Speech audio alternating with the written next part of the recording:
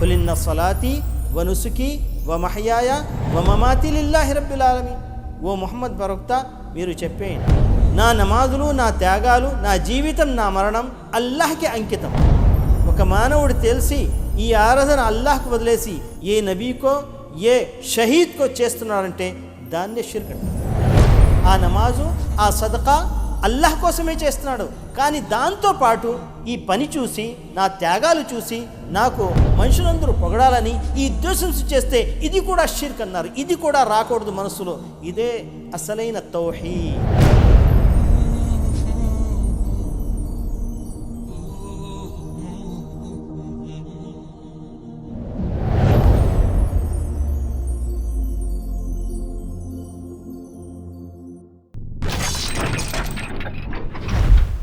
Ruju Margam, from darkness to light.